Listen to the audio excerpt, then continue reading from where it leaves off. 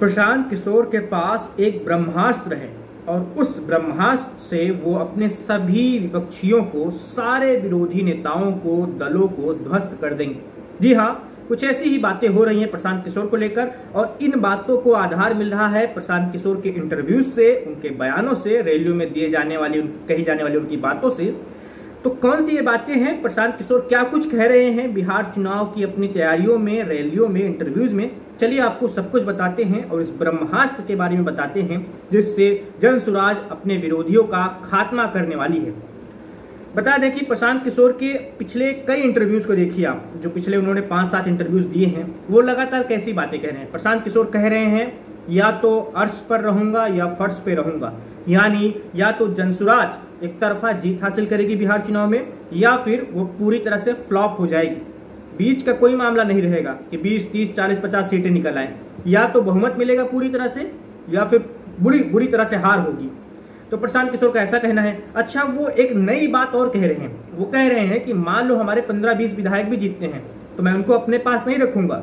वो जो 15-20 विधायक अगर जीतते हैं, ऐसा तो मैं नहीं चाह रहा कि ऐसा हो, लेकिन अगर ऐसा होता है तो मैं उनसे कह दूंगा कि आप सभी स्वतंत्र हैं, जिस भी पार्टी में जाना चाहें वहां जा सकते हैं।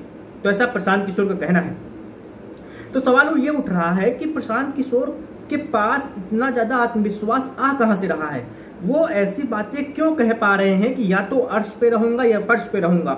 वो ऐसा क्यों कह रहे हैं कि इंतजार कीजिए, जनसुराज पूरी तरह से क्लीन स्वीप करने जा रही है बिहार चुनाव में? क्या उनके पास कुछ ऐसा ब्रह्मास्त्र है? क्या उनके पास कुछ ऐसी चीजें हैं जो अभी वो आगे चल के चुनाव जैसे नजदीक आएगा वो खोलते जाएंगे या विरोधियों पर वो प्रहार करते जाएंगे जिससे उनकी जीत की राह आसान हो जाएगी? प्रशांत किशोर के ऐसा कहने के पीछे आधार क्या है? मोटा मोटी यही सवाल पूछा जा रहा है।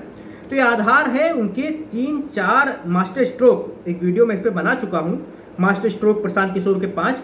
वही 5 मास्टर स्ट्रोक मैं भी आपको बताता हूं कि जैसे एक मास्टर स्ट्रोक उनका कि विरोधियों पर सीधा प्रहार, विपक्षी नेताओं का नाम लो, सीधा उनकी पोल खोलो। एक तरीके से पोल खोल अभियान ही है प्रशांत किशोर का। अशोक चौधरी हों, दिलीप जायसवाल हों, बीजेपी के प्रदेश अध्यक्ष, मंगल पांडे हों, गिनती करते जाइए आप, सभी नेताओं की पोल खोल रहे हैं, एक तरफा बोल रहे हैं। लालू प्रसाद यादव के बेटे तेजस्वी यादव को 9वीं फेल कहते हैं तो उप मुख्यमंत्री सम्राट चौधरी को 7वीं फेल कह देते हैं।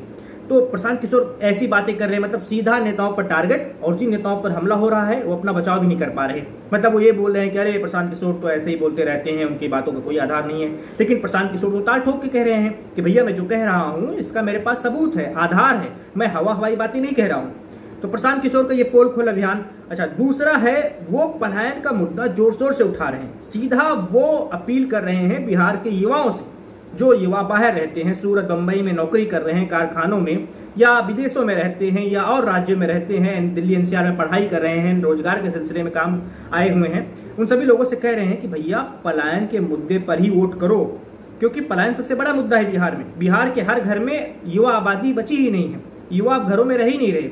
या तो युवा पढ़ाई के सिलसिले में या रोजगार के सिलसिले में बिहार से बाहर ही जाते हैं।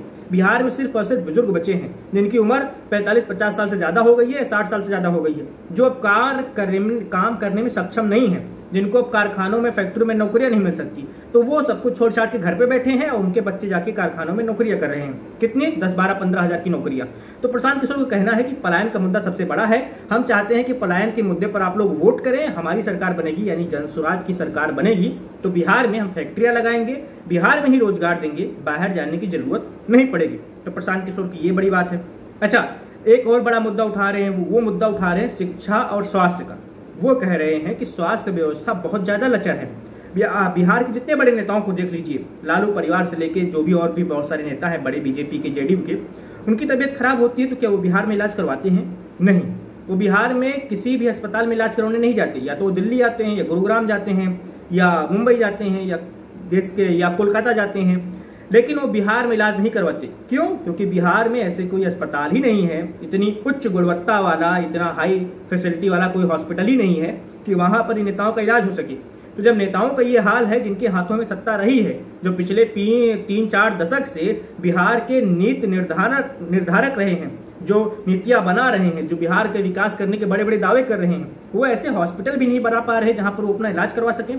तो ये हो गया स्वास्थ्य। शिक्षा के बाद भी ऐसे कह रहे हैं प्रशांत किशोर कि क्या शिक्षा व्यवस्थाएं कितनी लचर हैं बिहार की। मतलब 3 साल का ग्रेजुएशन बच्चे 5-5 साल में कर रहे हैं। इतनी खराब शिक्षा व्यवस्था है बिहार की। तो इस पर भी प्रशांत किशोर बहुत बड़ी बातें कह रहे हैं कि हमारी सरकार आने दो, यानी जनस्वराज को आने दो, तो हम शिक्षा पर बहुत ज्यादा काम करेंगे। तो ऐसे ही बहुत सारे वो मास्टर स्ट्रोक खेल रहे हैं, जिसकी वजह से कहा जा रहा है कि यही मास्टर स्ट्रोक प्रशांत किशोर के ब्रह्मास्त्र हैं और इसी ब्रह्मास्त्र के बल पर वो ऐसी बड़ी बड़ी बातें कह रहे हैं कि या तो अर्श पर या फर्श पर, और इसी के बल पर प्रशांत किशोर बिहार का चुनाव जीतना चाहते हैं। तो प्रशांत किशोर की इन दावों में, इन बातों में कितनी सच्चाई निकलकर सामने आएगी या कितना वो कामयाब हो पाएंगे ऐसी बातें कहकर, ये सब कुछ भविष्य में पता चल जाएगा। लेकिन वर्तमान में प्रशांत किशोर आत्मविश्वास से भरे पड़े हैं और पूरी कॉन्फिडेंस के साथ कह रहे हैं कि नहीं भैया, इस बार बिहार में हम बदलाव करने जा रहे हैं, क्योंकि बिहार की जनता मन बना चुकी है, पुराने राजनीतिक दलों से वो ऊब चुकी है, सबको मौका देकर देख चुकी है, किसी ने कुछ नहीं किया।